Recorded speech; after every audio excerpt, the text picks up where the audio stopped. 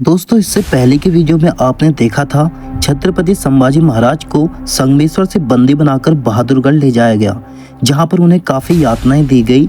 लेकिन आज की जो कहानी मैं आपको सुनाने जा रहा हूं, यह जगह है तुलापुर नामक एक स्थान, जहां पर संभाजी महाराज की हत्या की गई और हत्या करने के बाद उनके शरीर के टुकड़ों को पानी में बहा दिया गया। 1 फरवरी 1689 को छत्रपति संभाजी महाराज को बंदी बनाया गया।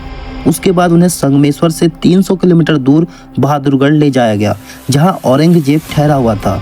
उसके बाद उन्हें 40 दिनों तक कई दर्दनाक यातनाएं दी गई। उसके बाद औरंगजेब को लगने लगा कि कहीं मराठा यहाँ न पहुँच जाए, इसलिए वह छत्रपति संभाजी महाराज को बहादुरगढ़ से 90 किलोमीटर दूर तुलापुर नामक एक जगह पर लेकर आया। तो चलिए देखते हैं वह रियल जगह जहाँ पर संभाजी महाराज को आखिरी दिन में रखा गया था।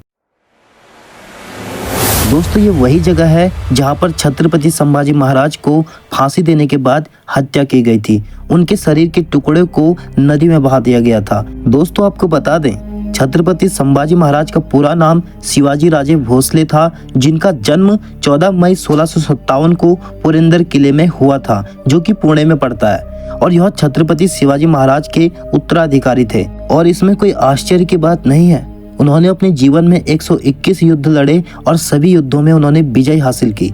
मुगलों के आक्रमण को रोकने में दक्षिण भारत में संभाजी महाराज की बहुत बड़ी भूमिका थी। आपको बता दें दोस्तों, संभाजी महाराज के जो मित्र थे कवि कलश, उनको भी वही सजा दी गई थी जो छत्रपति संभाजी महाराज को दी गई थी।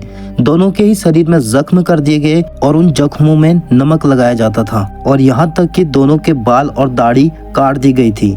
यह जो स्थान है ये वो रियल स्थान है। यहाँ पर आप देख सकते हैं दोनों की ही समाधि बनी हुई है। जब संभाजी महाराज और कवि कलश की हत्या की गई थी तो उनके शरीर के टुकड़ों को नदी में बहा दिया गया था, और औरंगजेब ने यह कहा था अगर किसी ने भी इनका अंतिम संस्कार करने की कोशिश भी की तो उसका भी हश्र यही होगा। लेकिन बताया जाता है कि इसी की थोड़ी सी दूर पर एक घाट पर एक महिला कपड़े धो रही थी।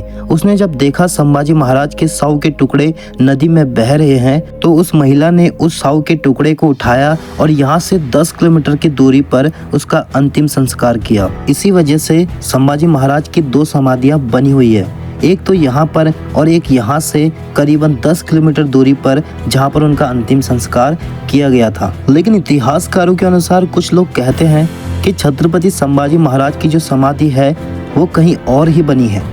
लेकिन कुछ लोगों का कहना है कि छत्रपति संभाजी महाराज का जो अंतिम संस्कार हुआ था वह भीमा नदी के तट पर हुआ था, तो वहां पर भी छत्रपति संभाजी महाराज की समाधि बनी हुई है। तो चलिए मैं आपको बहुत जगह भी दिखाता हूं जहां पर छत्रपति संभाजी महाराज और कवि कलश की समाधि बनी हुई है।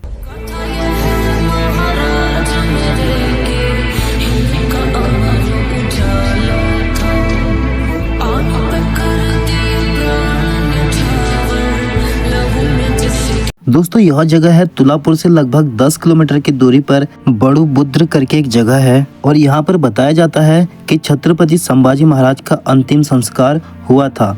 यहाँ का जो लोकल निवासी था उसने ही छत्रपति संभाजी महाराज का अंतिम संस्कार किया था, क्योंकि मुगल सेना जो थी वह तुलापुर में थी। उसके डर की वजह से संभाजी महाराज के शरीर के टुकड़े 10 किलोमीटर की दूरी पर उनका अंतिम संस्कार किया गया था, क्योंकि उन्हें कहीं न कहीं डर था अगर ऐसा करते हुए मुगल सेना ने हमें देख लिया तो जैसे कि औरंगजेब ने पहले ही कहा था जो भी इनका अंतिम संस्कार करेगा उसका भी यही हश्र होगा। हालांकि कुछ लोगों का कहना है कि मराठा ने ही उनका अंतिम संस्कार किया था, लेकिन कुछ लोग कहते हैं कि यहाँ का जो लोकल निवासी जो व्यक्ति था उसने ही छत्रपति संभाजी महाराज की और उनके मित्र कवि कलश का अंतिम संस्कार किया था। तो दोस्तों, ऐसे वीर योद्धा थे हमारे छत्रपति संभाजी महाराज। मुगलों ने उन्हें धोखे से पकड़ लिया और उसके बाद तुलापुर ले जाकर उनकी हत्या कर दी थी।